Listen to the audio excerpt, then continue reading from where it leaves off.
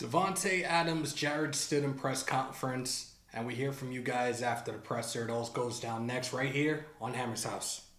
The United States are strongly encouraged to shelter in place to avoid being attacked or taken hostage. To shelter in place, take the following precautions. Close all windows and doors, and all lights.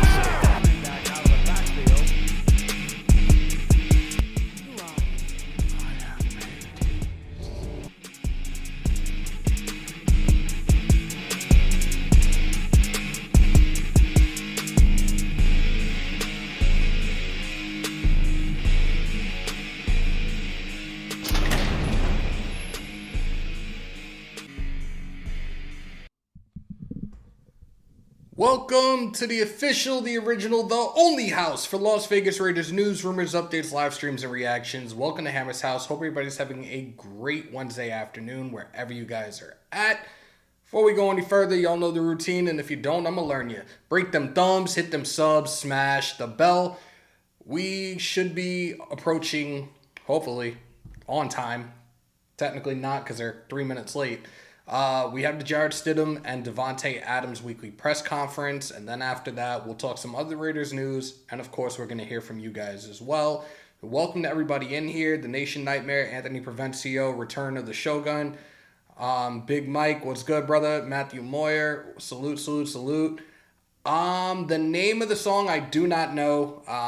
Shout out to Prez, he's the one to put that together. Probably going to make some change. Well, not changes with that, but I got some other things that are going to be coming very, very soon for you guys, so definitely stay tuned for that. I feel like the lighting is a little off right now. I am using an additional camera. It's actually the same as the one behind me, but I plugged it in so quickly I didn't get to make the necessary adjustments. JD, salute. Pastor Raider, salute. Alfredo, salute, salute, salute. Let me fix this because I think it's like, oh no, it is maxed out. Hold up, guys. Let me see how I can minimize this and pull it up a little bit better. There we go. All right. I just got to pin this to the top. You guys want to support me and support the channel. The membership and the merch link are pinned to the top. Let's see. I don't think I've missed anybody yet. And again, we're waiting for the start of the presser. If you can, if you want, you can go to the Raiders YouTube channel and raid that chat and tell people to come on in here instead of looking at that rotating shield for probably another 15-20 minutes and engage with me. I want to make sure that everything else is set. We do have the chat highlight. Let me make sure and see how that looks. Oh, we're good. I just need to lower that a little bit. Let's see.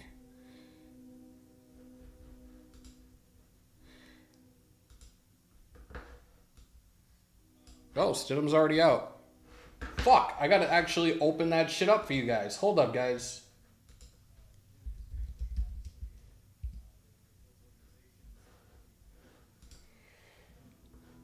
YouTube is the #1 site for millions of creators online. But as more people flood to under your belt, are the nerves a little different?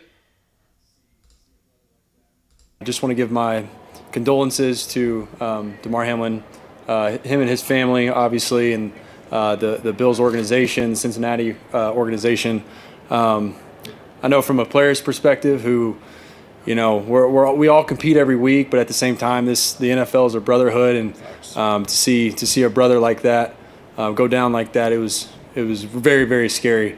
And obviously, we take all of that extremely seriously. So, just all of our thoughts and prayers to Damar and his family, Bills organization, Cincinnati's organization. Yeah, so I just wanted to say that before we get going. Jarrett, I'm curious, and now that you got the first start under your belt, are the nerves a little different this week, or is it still just as exciting? Oh, it's just as exciting. Anytime you get to go out and play football, it's exciting. that's how I look at it, and it's another opportunity against a great football team. So that's how I'm looking at it. As a player with the Damar situation, how do you walk that fine line of thinking about it but not thinking about it when you're out on the field? Right. Yeah. I mean, it's tough. I mean, obviously, something like that is just it's so scary for anybody, and it's something that you just. Like it'll probably be in the back of people's minds, and everybody can, handles things differently. It's something that's just extremely scary that's happened, and you just try to, protect yourself as best you can. It's just football's a very physical sport, and it's just it's very sad what happened, and like I said, very scary. Jarrett, saw you making some plays for your legs on Sunday. Going back to high school, you were a dual threat quarterback. I think we've all learned and find out about that. Number one, great dual threat quarterback. But has that always been part of your game? What's the kind of the fine line of utilizing it, but also staying in there when you need to stay in there? Yeah, I've always my thing. I've never really been a runner first. I've always tried to be a passer first, and there's just some instances throughout the game where there was an opportunity to run and just took off or whatever, and that's kind of how I've always viewed running the football. I would like to make plays with my arm, not necessarily my legs, but whatever can help the team in that moment, that's what I'll try and do. Did you also make a plays with your legs where it's not necessarily taking off running, it's maneuvering in the pocket? We saw the one where you're rolling to your left, I think it was throw. Breaking off what the original play is called to do in order to then go to the scramble, roll, fire drill, whatever you call it, keeping your eyes downfield.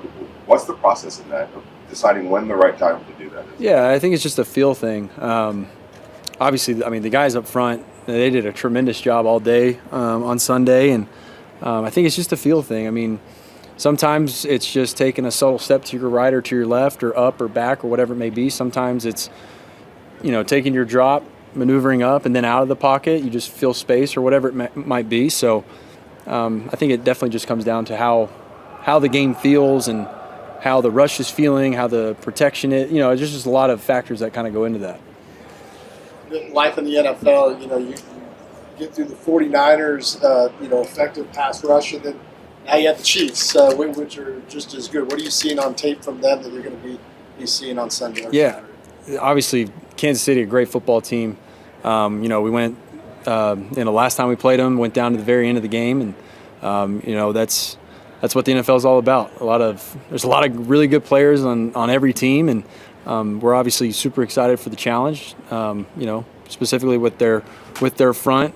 Their front four is explosive. They got fast linebackers. They got guys in the secondary that can move around and make plays on the ball. So it's going to be a tremendous challenge for us, and we're really excited about it.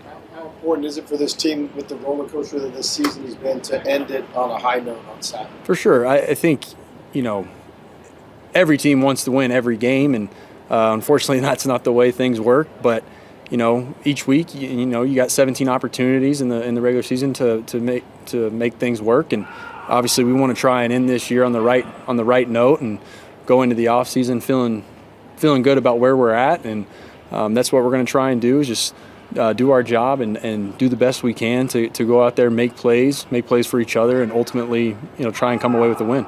Jarrett, for you personally, how do you balance focusing strictly on Saturday, but also knowing that there might be some uncertainty that comes after the season?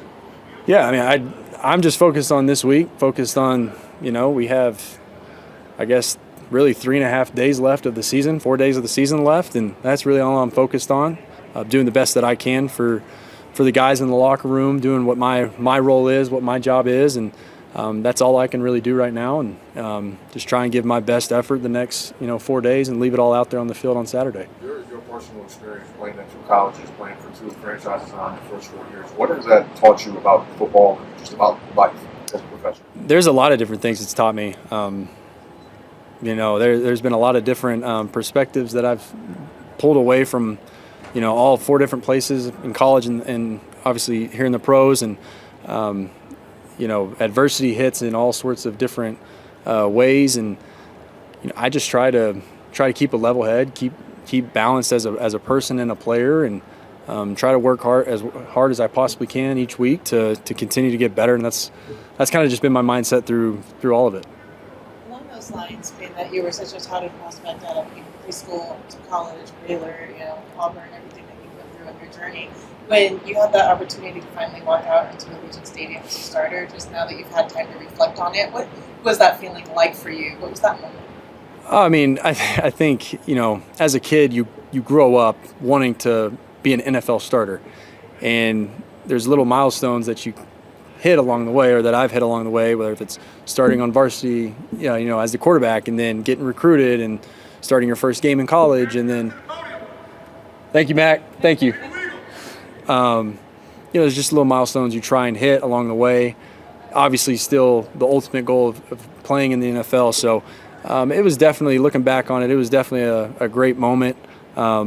Didn't turn out the way we wanted to, obviously, but that's the great thing about this week. We have another opportunity to try and go out there and get a win. So. We heard Matt Collins just kind of yelling out there. There's been a lot of camaraderie, a lot of bonds that you've had with the guys, even when you came back from the sideline. I saw that Dan was giving you high fives after his opening drive, the ensuing touchdown happened.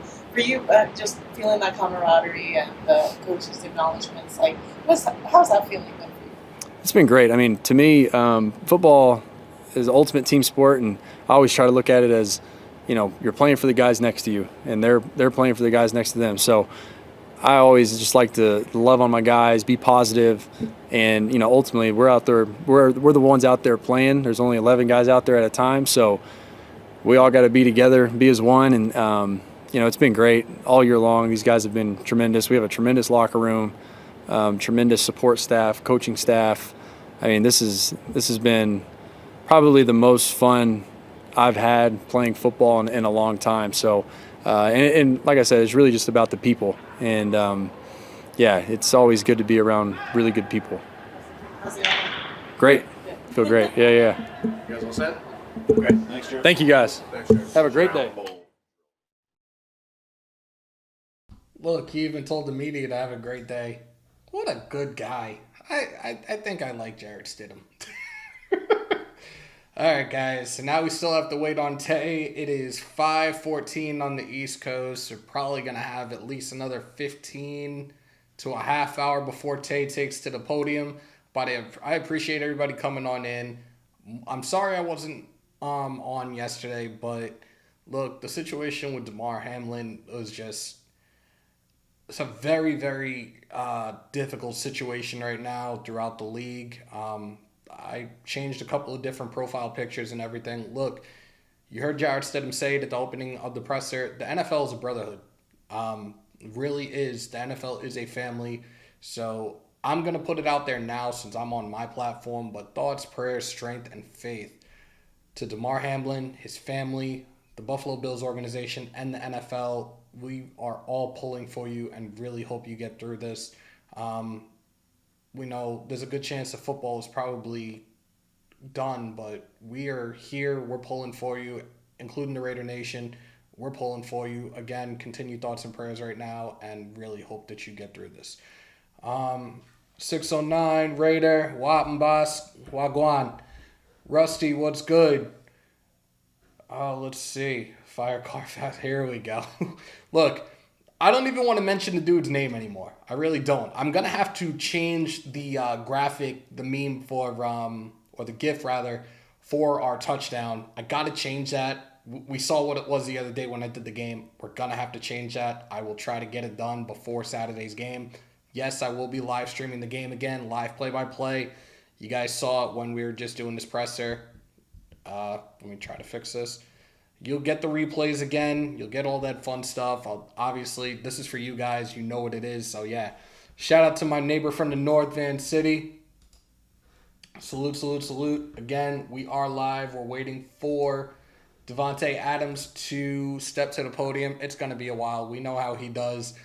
What was it? The last presser he did 2 weeks ago was literally like a minute and a half, 2-minute presser. But I think after this past weekend's game, I know it was a loss, but there's probably going to be a lot of questions. He might have a lot to say.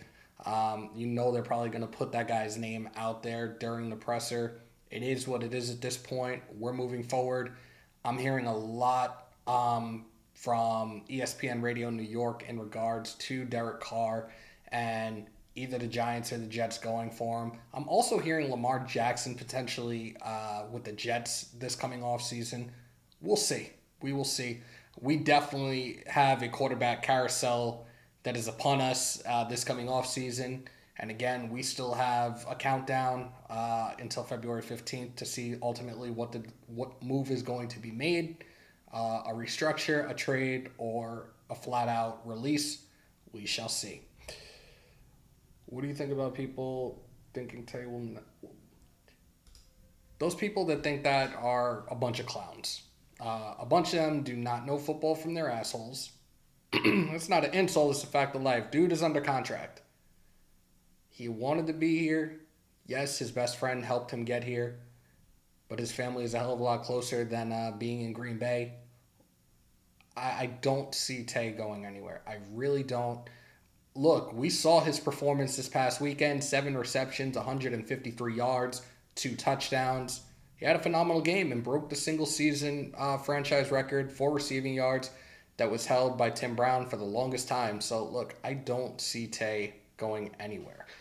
I do have something to bring to your guys' attention as another mock draft has been done. And no, this was not by me.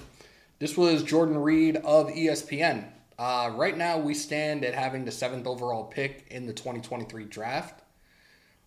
This is kind of a surprise to me because I have been one that I've said I will not use a first-round pick on this specific position. But this is what Jordan Reed did. He's taking Will Levis, 7th overall pick of the 2023 NFL draft. He is taking the quarterback out of Kentucky, Will Levis. And this is a direct quote from Jordan Reed. It seems the Derek Carr era in Vegas is over, so Coach McDaniels will be searching for a new signal caller. I wouldn't be surprised if the Raiders look toward the veteran market for their solution, considering there will be a good deal of pressure in the building to win in 2023. But Levis's excellent physical traits could prove too intriguing to pass up. At 6'3", 232 pounds, he has a huge arm and some power rushing ability and quarterback keepers. But his turnover woes and poor decision-making have been constant issues. 23 interceptions over the past 2 seasons. I'm hesitant about that. And again, 7th overall, I do not want a quarterback. I do not. We'll see when the new league year approaches what potentially we could be doing. Is Tom Brady coming here? Is there another quarterback in free agency that they're looking to take? But I still am on it where I do not want to draft a quarterback. At least if we have 2 picks in the first round, I will not use my 1st overall pick in the first round on a quarterback. That's how I feel about it. Just saying. Levis is a better option than Stidham. Well, you heard what we just said in regards to his turnover woes over the last 2 years. 23 interceptions in 2 years. That's it's a little concerning in my book. Salute to Sultan, Desert Raider. Bring in Brady, Stiddy as a backup, Levis to learn as a number 3. I like that, actually. That I can rock with. But again, do you take Levis in the first round with your 7th overall pick?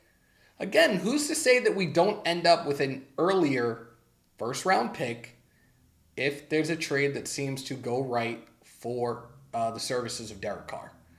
I am here for that. Like I spoke about this on Monday, the Indianapolis Colts apparently have shown interest. We could potentially see them trade a first round pick, and I think right now they are in the top 3. Maybe even 4th overall. Imagine if we don't even swap picks. Imagine if we get that first round and we have like the 4th overall and the 7th overall. Like, then things could happen there. But we shall see. Use the first pick on defense. I'm 1,000% with you. Was talking to the guys behind the scenes the other day, Andy, Docs, and Wasted, and congratulations to Wasted on 6,000 subs. Less than a year, dude is the unanimous 2022 Rookie of the Year. He's killed this game from the time he started. Couldn't happen to a better guy either. Amazing content. That's my boy. you guys can call me biased, whatever, but Wasted, congratulations, bro. Couldn't happen to a better guy. We have to hammer Cargo. Levis is a reach that early. See, that's where I'm like, I don't know if I want to do that. Like, that's way too early. Levis is dropping to bottom of the first round. I still think that maybe a guy like Hendon Hooker in the third, maybe fourth round would be there. The guys, when I spoke to my guys about this, I'm looking at the D line specifically. Jalen Carter, but he's probably going to be off the board. Tyree Wilson, the defensive lineman out of Texas Tech, and T'Vondre Sweat. T'Vondre Sweat, the defensive lineman out of University of Texas, he is the third ranked defensive lineman on the draft board right now. Big body. Between him and Tyree Wilson, like either one of them, I'd be extremely happy with.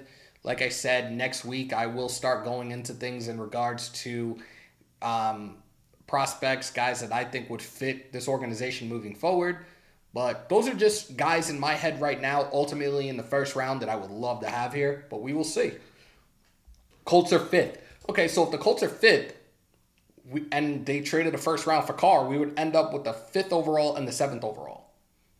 I'll take it. I would absolutely take it. What does my gut tell me about Stiddy? That he already had the leg up coming here, having known the system, the only system he has known since 2019. Very solid performance. Didn't get sacked. He extended plays with his legs. He wasn't afraid to run. Passing-wise, great job. I said this on Monday. The interceptions were not his fault.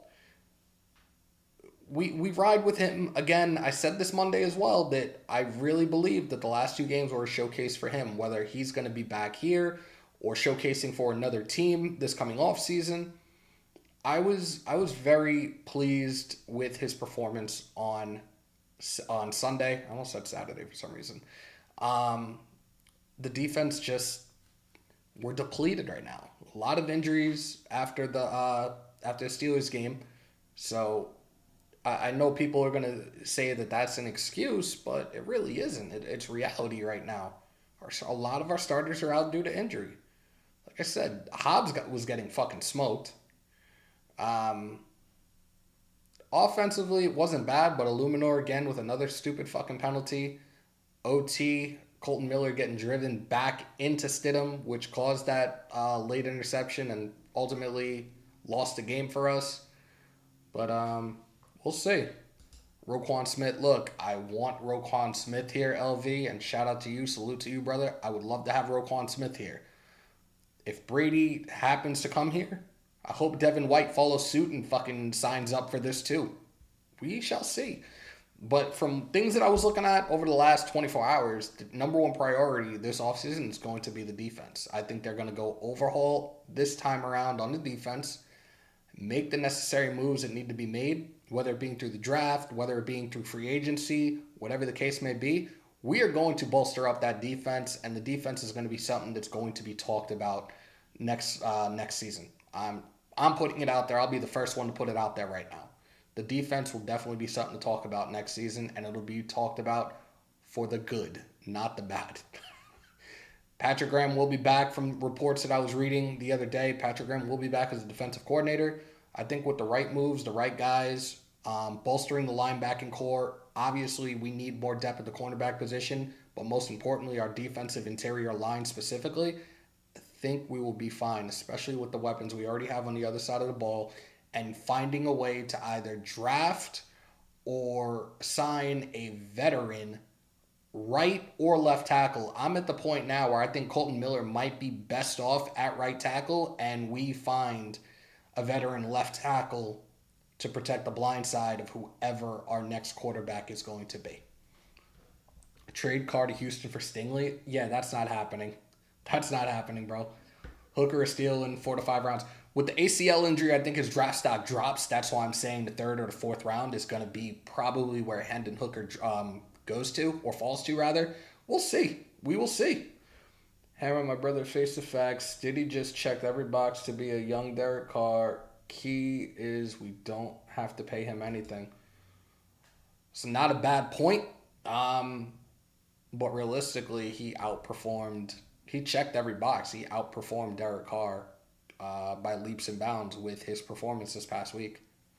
Not an insult, just a fact of life.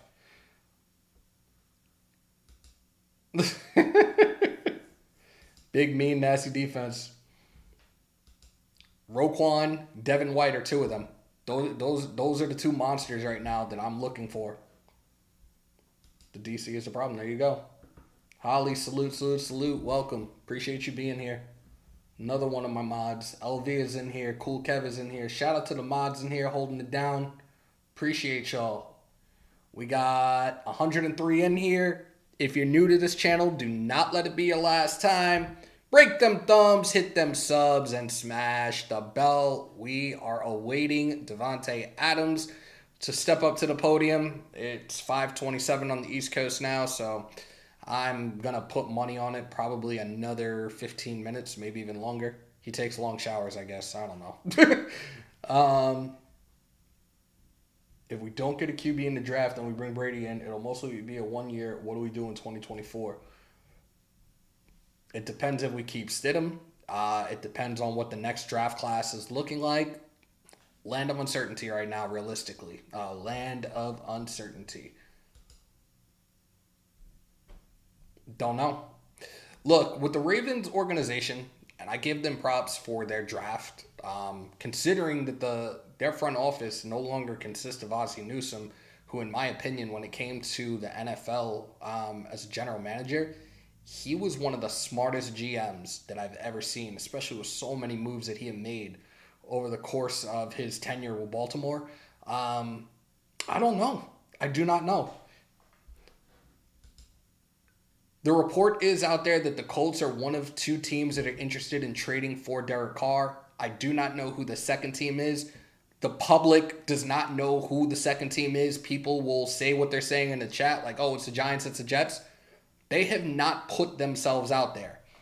The New York media and ESPN Radio has done that. They're constantly bringing his name up. I'm listening to Dave Rothenberg and Rick DiPietro this morning on my way to work, and they are constantly dragging the narrative out, but it has not been brought out that it is ultimately a destination for him. He does have the no trade clause. It's ultimately up to him if we do trade him. Is he willing to go to specific teams? I really do not believe the Giants or the Jets are one of them. As I was sitting there listening to them this morning, the Giants, look, Dable has really turned that offense around in regards to having Daniel Jones as their starting quarterback, and Daniel Jones has not looked that great his first 4 years in the league. With this offense, I think he's turned the corner, and I wouldn't be surprised if he may potentially get an extension with them, or they just let him go and test the markets of free agency.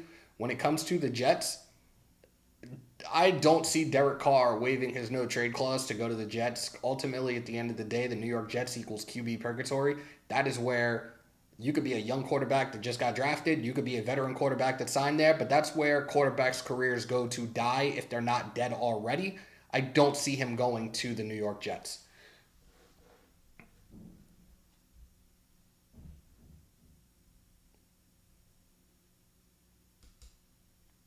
No, people have said things about Colton Miller this season. There are a couple of times, a couple of mishaps with him, but ultimately that one was was clear as day that, hey, he fucked up here. So Carr for a first round is a possibility right now. Like I said earlier, I think the Colts could potentially be that team to offer up a first round pick. If they do, we end up with the 5th overall, and we would have the 7th overall in the first round as well. So we shall see. Rumors Jacobs and Carr may be in a package for 2 firsts.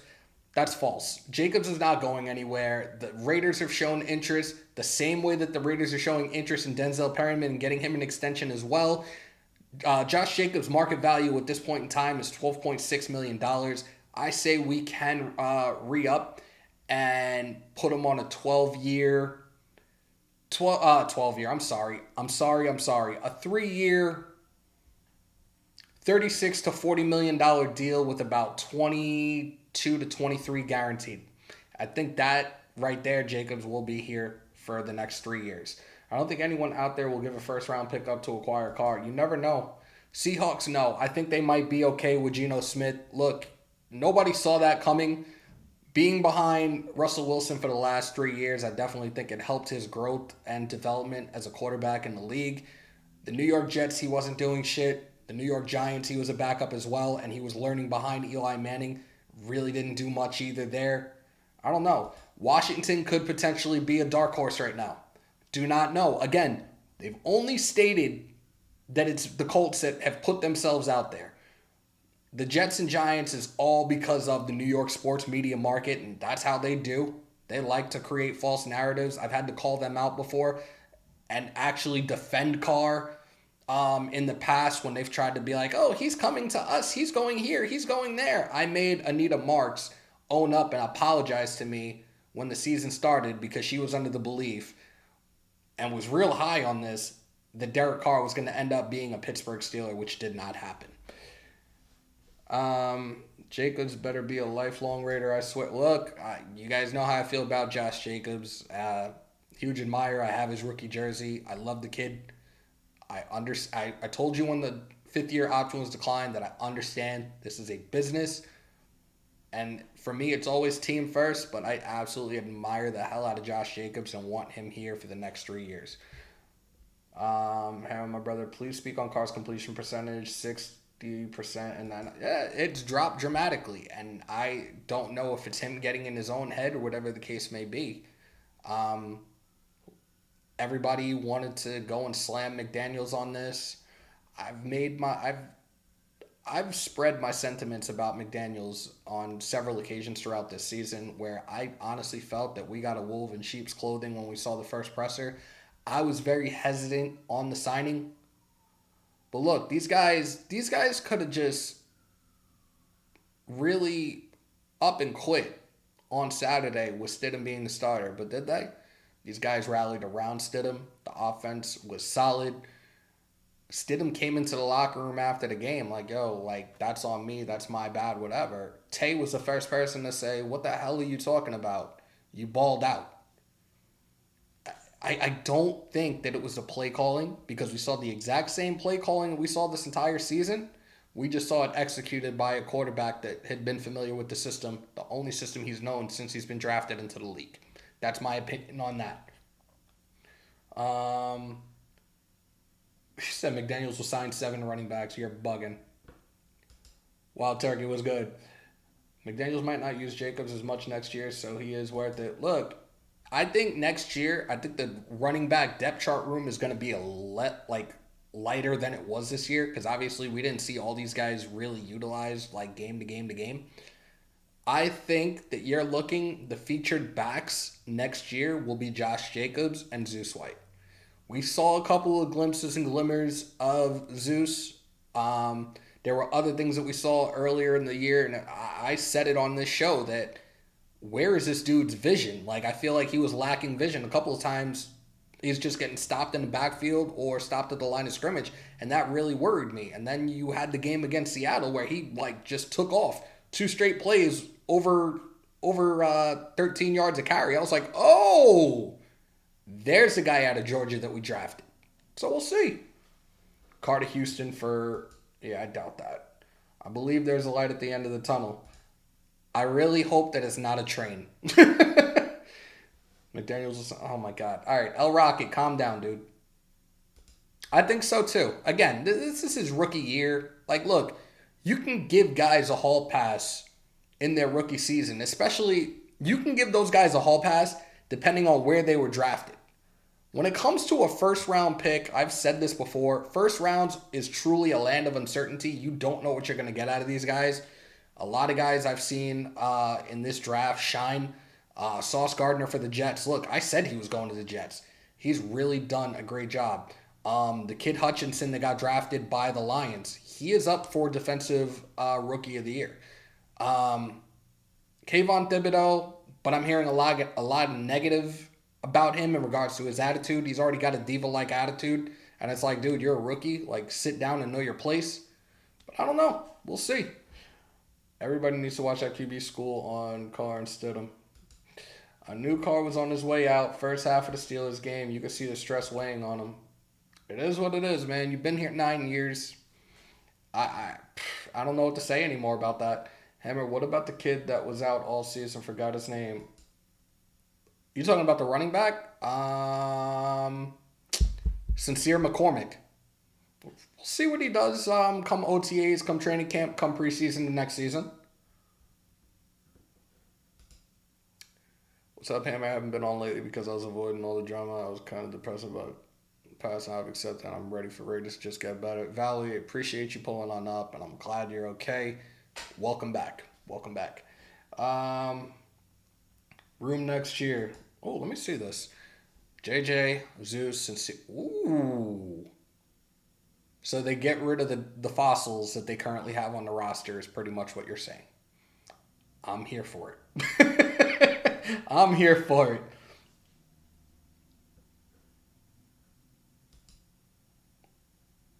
Yeah, Vincent, we just mentioned McCormick. I just mentioned McCormick. Bill Gates. Show up and show out. Do exactly what you did this past Sunday. Again, defense also has to hold their own. I wasn't too thrilled about the second half drives with us, but I think we bounced back. Again, Kansas City does have tape on Stidham now. I know it's only one game. We see what the possibilities are as we go into this final matchup. It's our last home game, our final game of the season, unfortunately. But we take it as it goes. And again, just let this guy do his thing right now. I really am under the belief that this was a showcase. These last 2 games are a showcase for Stidham to see potentially, is he the future here? Could he potentially be back as a backup? Are there other teams interested in him? Well, we don't know right now. We'll see. Sincere McCormick, dude is going to be on the practice squad. Again, we take it as it goes. We'll probably see him in the preseason. That's it. There's not much to say about the kid right now. Olave's did good, but he's already had his bell rung a few times. Garrett Wilson's doing a phenomenal job. Christian Watson's doing pretty well. Jahan Dotson, another one, is doing really well with Washington. Again, this was a pretty good draft class. This has been a very upside down season if you guys think about it. When you see like some of these teams that are just sneaking into the playoffs, this has been a really, really upside down year in the NFL, most definitely. If we win, will we still get the 7th pick? Raider Dodgers, I do not know, actually. We might end up moving back. I don't know. Happy I actually get to watch the game on TV since the game is on ABC on Saturday. I thought it was on NBC. I'm actually going to have to get one of the files boxes and put it in here so I can do live, so nobody's in the chat giving away things when I asked 100 million times to not do that, but whatever. Nation, stand up, Saturday, Red and Death Star was embarrassing. Shout out to LV. Again, I saw the video that he sent me that I showed to you guys during the live. That shit was a shit show. It looked like 70% of Allegiant was a sea of red. That shit was embarrassing. Britton Brown sighting on Saturday. We might, Big Mike. We might. We again, this is... I don't know ultimately what the Chiefs are doing. I don't know who the Chiefs are going to be playing out there. We take it as it goes and see what the possibilities are. No, it's ABC on Saturday at 4. Okay. All right, so it's ABC. Even better. Like I said, I'll just have to grab one of the files boxes and put it in here for the game for you guys. I will live stream. I'll have the scoreboard up, replays, all that fun stuff. Look, we had another huge turnout, a huge success doing it, and ultimately I think I might have to get back into doing it a little bit more next season. But then again, we see what the free agency brings us. We see what the draft brings us. We see what the schedule brings us and see if we get a couple more primetime games as well. And I'll be sure to live stream the games for each and every single one of y'all because I'm a man of the people. I do this for each and every single one of y'all. So, again, if you're new in here, if it's your first time, do not let it be a last. Doesn't cost you anything to do these 3 steps. break them thumbs, hit them subs, and smash the bell. We're here for the presser. We already heard Jarrett Stidham and what he had to say. We are awaiting Davante Adams. It is now 5:41. I said probably another 15 to 30 minutes before he takes to the podium, so we shall see. Tag Jacobs and trade for a first-round pick. I think if you tag him right now, I think the tag value is going to be higher than offering him what his current market value is. So that's a little concerning. You think we played well against the Niners because McDaniels gave the whole team a wake-up call by benching Carr? It wasn't I don't ultimately think it was a wake-up call. Like, dude just struggled this entire season. Me personally, I wish it could have been something that was done sooner. Maybe things could have been a little bit different. Maybe the record could have been a little bit different. Look, when we had the downward spiral at the beginning of the season, I ultimately said that this team is probably going to end up finishing 5-12, 6-11. Like, I don't hold back. I don't sugarcoat shit and tell you things are sunshine and rainbows. Like, ultimately, this is what happened. We blew a lot of leads.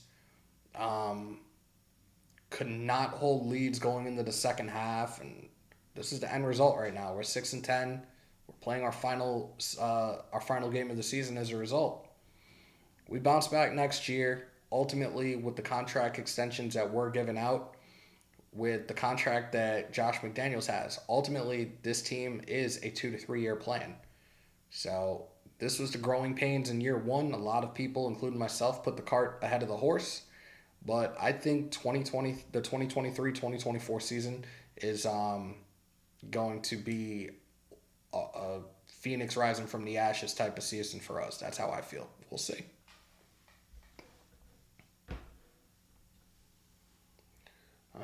I'm headed to primetime game in Vegas next year. That's dope. I should probably be out there for at least 2 games. Most definitely the home opener. Probably going to put something together special for our viewers, for our subs, for the nation. As we get closer to that, we will give you guys the details. I believe this is Stidham's 4th season in the system, and it should absolutely, Valerie, and it is his fourth year under the system. So yeah, does Jacobs want to stay with the Raiders? He does. There is mutual interest from both our front office, our coaching staff, and Josh Jacobs himself to work out a deal. There's also mutual interest from Perryman and the Raiders as well on an extension for Denzel Perryman as well. So I'm here for both of them. I absolutely am.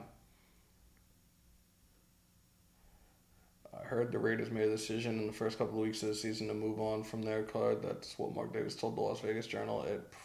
I don't know how true it is, but we never know. No rainbows and unicorn farts. I can't with you. Brandon Scott, salute.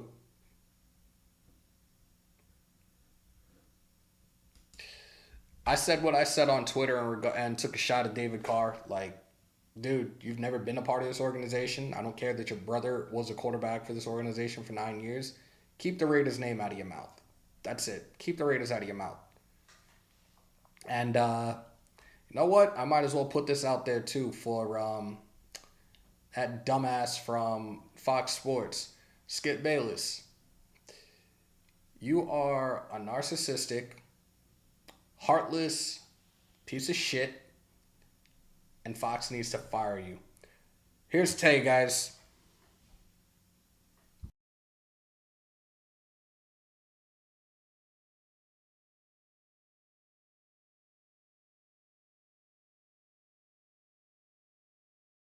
To sit in there, maybe check off something and go make some plays, or get some maneuverability and some space. How is it for you as a wide receiver working in concert with him in that regard?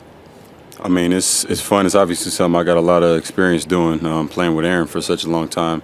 You get used to some of the off-schedule stuff, and that's what the really good quarterbacks do is they extend plays and they find a way to, whether it's with their legs, he did that a couple times, or if it's just buying a little bit more time and holding on until the last second. Like, that's not easy to do. You got to be a pretty tough guy to sit in there and take a hit like that just to make sure you're giving it everything you got as far as exhausting all your options. So I got a lot of respect for just the way he sees the game in that aspect, because you saw that in preseason, and then you never know if it's going to pan out like that when it's real live bullets when the season starts. But to see that, I was definitely impressed to know that he has that in his bag, and that he's tough enough to hold on to make any play work.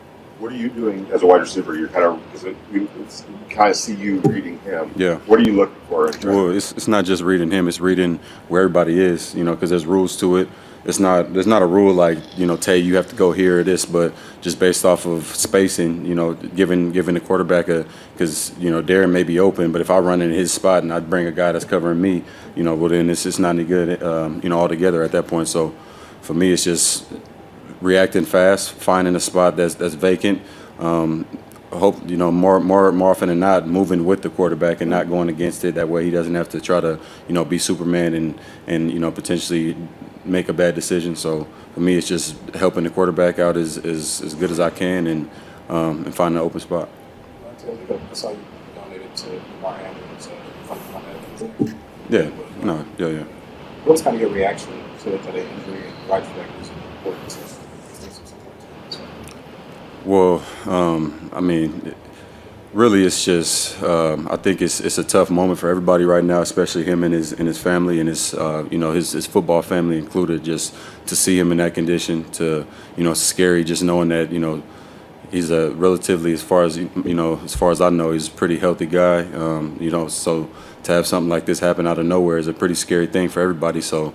It kind of puts things in perspective, and it's just a donation. But at the end of the day, for me, it's just a way to help in any way that I can.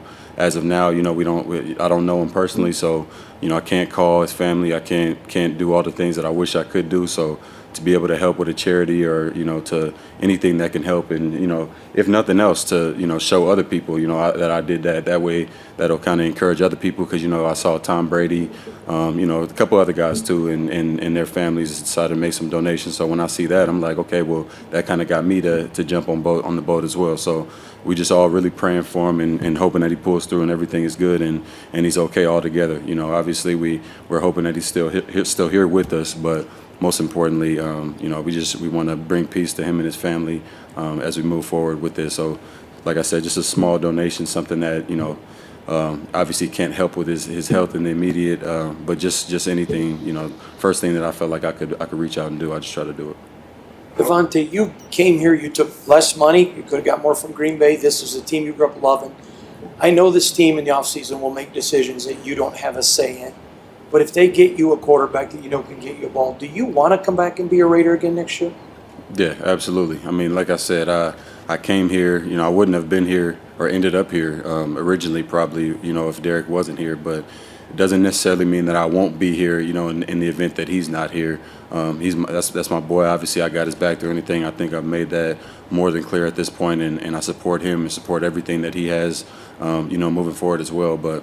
My dream was to play for this team before he was a Raider, obviously, and at this point I want to, obviously try to make this thing work and continue on doing what I'm doing here and, myself get better and obviously see the team grow and get better as well. You see Josh Jacobs play through what he's played through this season, still produce. What does that tell you about him?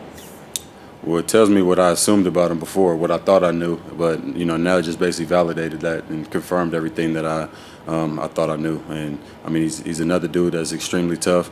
He's like me in a sense, like the real tough guys are the ones that they don't tell you about everything they're going through. So you see the stuff that's on the injury report, but you don't really know everything that every guy's going through. So some of them, the fake tough ones, they'll know, and you'll see that it'll be lit up. Every week it'll be on there. Realistically, that's how the league would be. If it was really you had to put every single thing you felt and that was nagging you or bothering you throughout the season, it would be a pretty extensive injury sheet with probably every single player on that's playing in the games. Football is probably the only sport where it's 100% injury guarantee in one way or the other. So when you got a guy like Josh that, he obviously has the pinky and some, the calf that he battled through, he went and set a record and does that type of stuff. That's what I expect from him now after knowing who he is. It's not something you can expect from just anybody, though. So that should say a lot. That being said, how does your body feel at this point in the season? It's felt better, but it's also felt a lot worse. And obviously with what some people are going through, Damar and his family, what they're going through right now, I can't complain about a nagging ankle right now. At the end of the day, I got my health and my family's health, so that's what means the most to me. How hard is it to concentrate on playing a football game right now? It's tough. I'm not gonna lie. I appreciate the way we started the day off. Kind of in our team meeting, we addressed it a little bit and opened up just to talk about it. A couple guys had some questions about just the ins and outs of what happened, and obviously we don't really know. And no doctor can come tell us exactly right now. If we haven't been told, an independent guy is not gonna be able to tell us exactly what happened. But just to have a couple answers. At least address the elephant in the room is kind of a big deal right now. It's kind of insensitive, I think, if we were to just jump in here without talking about it and making sure everybody's mind was clear and, able to jump into that. So I appreciate the way that Josh started off the day, just kind of hitting on that real quick. But like I said, I got a couple things that I've been dealing with this year and some things that feel, worse than others. But for the most part, I can't complain, and I won't. Davante, can you briefly describe the 60-yard touchdown on that play? It looked like a hitch route. Then you kind of find, like you alluded to, the soft spot in zone coverage. But how important was it to get friendly with the quarterbacks, shortening the distance? Well, yeah, I just tried to work with them. Initially, I went in, ran a return. They kind of had a bracket on me, and then one of the guys that was responsible for me saw Jarrett moving over to the left side, his right. So then I guess he decided to go up and try to hit him in the face, and he was successful in doing that. Only Jarrett stuck with me for just that extra second because it actually took it happens quick, but it took a little longer than what I would have liked to, as far as making sure my quarterback is going to stay safe, and I obviously didn't want him to take that hit, but like I said, proud of him for sitting in there and waiting because, anytime you can have a 60-yard touchdown on a defense like that is, you'll take it as, however you can get them. So for me, it's just finding an open spot, like I said, and working with them and just letting guys kind of slip and establish where they're going and then just finding a spot. As somebody that is the face of this franchise, when it gets back to the quarterback, whatever decisions might be made, I know you're not getting the decision-making part, but do you want to be kept kind of in the loop on what's going on throughout the offense? Absolutely. I mean, me, Josh, Ziggs, we all got a really good dynamic, and it's something that I really appreciate, and I've mentioned it to them as well. Obviously they don't have to do anything as far as I'm not a part of the front office, but obviously they know the reason why I came here, and a step like this is obviously something that means a lot to me and in my personal career, and obviously what I'm trying to chase as far as the ultimate pursuit to get that ring. So and I'm not a guy that's just gonna come in here just saying anything. They know whether it's about the scheme or if it's about personnel, whatever it is, there's a rhyme to the reason. So I'm definitely going to have something behind whatever it is that I'm thinking and I'm saying. So we obviously got a good understanding for one another, and that helps this whole process. Even on that last play, Davante, when Jarrett got bumped into you and the ball kind of fluttered out and was picked off, it looked like you had a step or two for the potential walk-off. Yeah. I mean, we definitely had some opportunities, and the two picks and the two times where we turned the ball over, they were just kind of.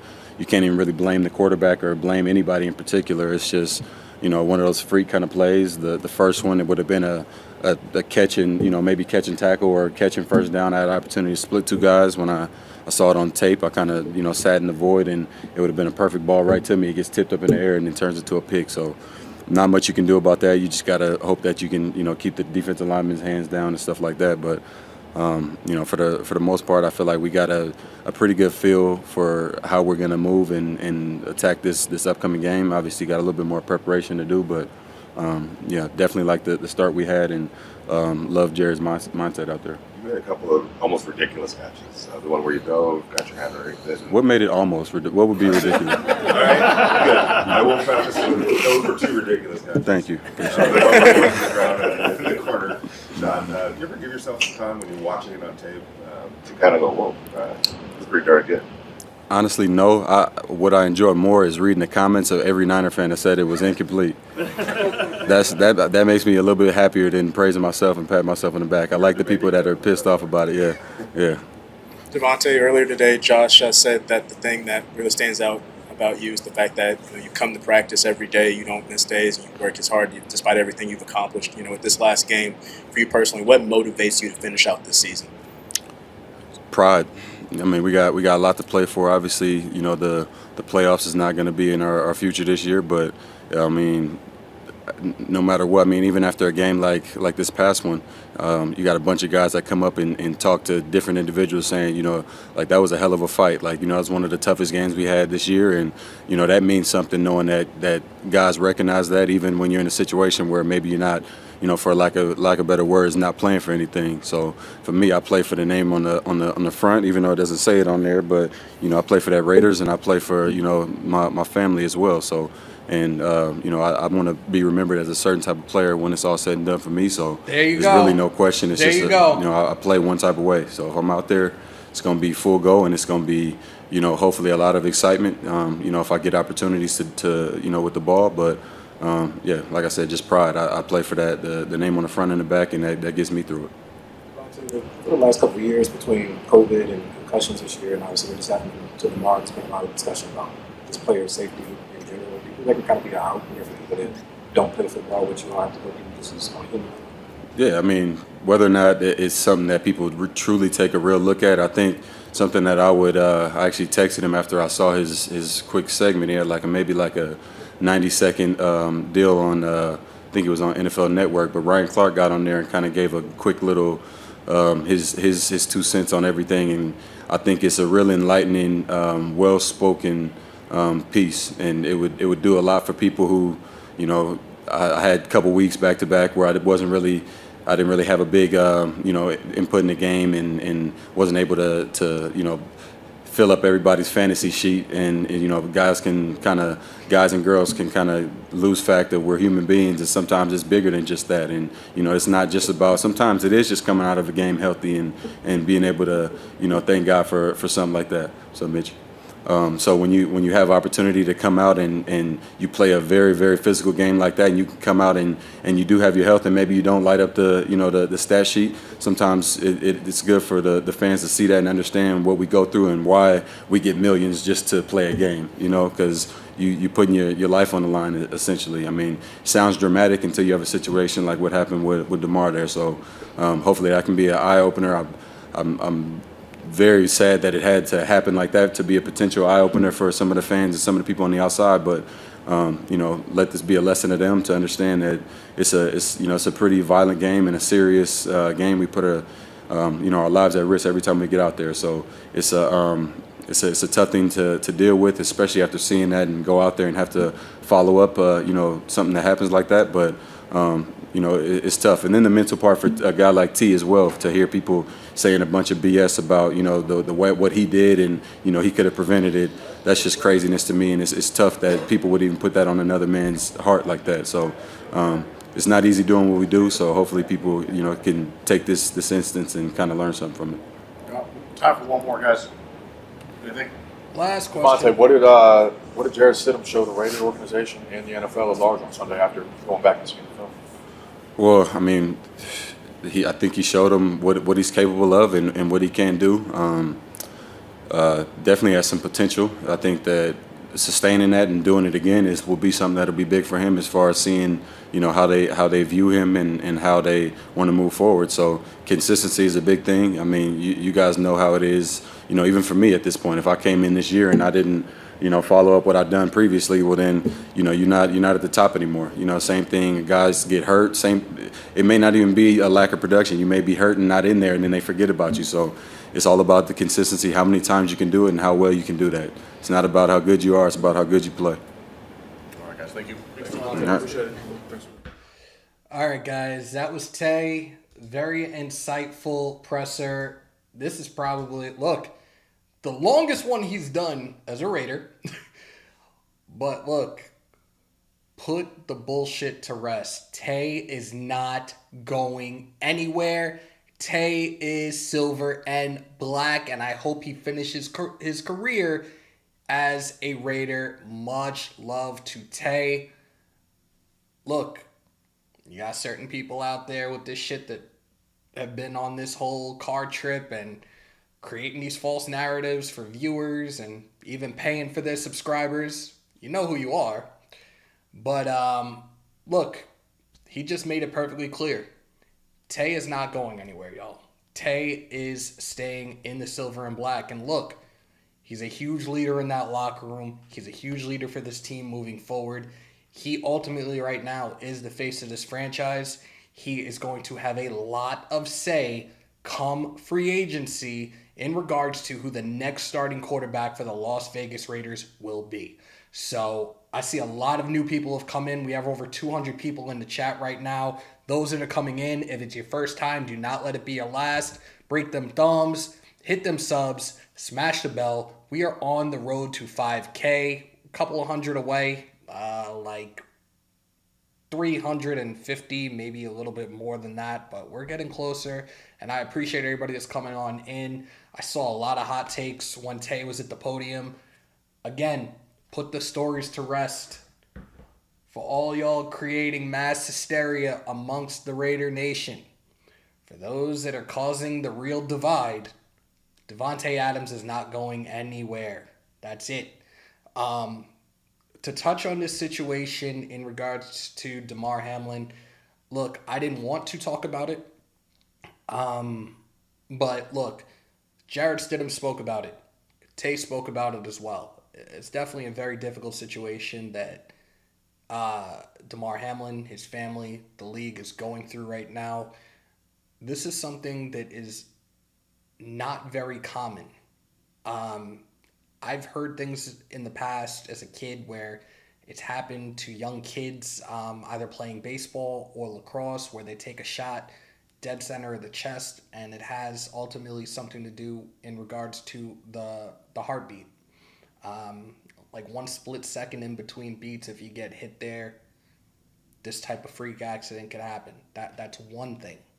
But there's a myriad of different other things that could potentially play a part in this. So I'm going to go through them real quickly. Again, I'm not a doctor. You guys know that. But this is just from research and talking to people where these are things that potentially could have happened. So I'm going to just read them off, and then let's see how you guys feel about that. 9 to 10 minutes of CPR being performed.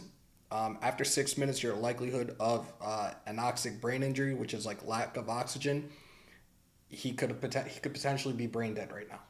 I'm not trying to scare anybody, or I'm not making up a rumor or anything. These are the possibilities right now. He could have ruptured his aorta. He could have broken a rib that punctured the pericardium, which is the sac covering the heart. No one really knows what it is that's happened right now. We're not hearing much. We're getting the updates. His oxygen level did drop, which apparently, from what I understand, is a positive sign, but he is still in critical condition. So again, to Damar Hamlin, his family, the Buffalo Bills organization, Bills Mafia, and the NFL as a whole, we are pulling for you, Damar. I'm like getting emotional thinking about it because it's rough, man. Like I said, NFL is family, but this is a very, very difficult situation, and I really hope he pulls through. Let's get back to it, though. I see a lot of people are coming in here. Damar Hamlin's situation is a tragedy that we are still all sharing, and because it happened on live TV. Crazy enough, Delayed, I was actually sleeping when this situation happened. I woke up, I think, a little bit over an hour after it happened. I turned to ESPN, they showed it was postponed. I didn't see the actual play until probably like 2-3 hours later. So I was just like, oh my God, like, holy shit. But again, my initial reaction when I saw the hit and where he took that shot to the dead center of the chest, I was like, oh shit, like that. It had to have been that hit. But again, I just read off it could be a multitude of things. We don't know. I'm not a doctor, so it is what it is. Skip Bayless, and I got cut off as we started the presser. Skip Bayless put a tweet out there, and it was like a very insensitive tweet, like, oh, how are you going to postpone the game? It was to the effect of, how are you going to postpone the game? Like, more or less he was saying that the league is more important. So, Skip Bayless, you narcissistic, self-centered, no heart piece of shit. Eat a dick, Brian. Get the fuck out of my house. That's how I feel about Skip Bayless. And honestly, he works for Fox, so Fox ain't going to do anything. They won't fire his ass. But another analyst, another writer that never played a day of football in his life, which is a fact. He grew up playing baseball and basketball. Sit down and shut the fuck up. Go back to Oklahoma and just go read a book or something, because you really are a piece of shit for that. Shannon Sharpe took the day off because of his insensitive tweet from Monday night. He tried to tell the general public on their show today exactly why he didn't show up to work on Tuesday. And again, Skip, being the narcissistic little old punk that he is over talking and interrupting Shannon Sharpe as Shannon Sharpe is trying to get his point across. So again, Skip Bayless, you're a piece of shit. That's it. I'm not even going to bring it up again. He's a piece of shit. Cisco, I saw that, and for those idiots that put that out there, you guys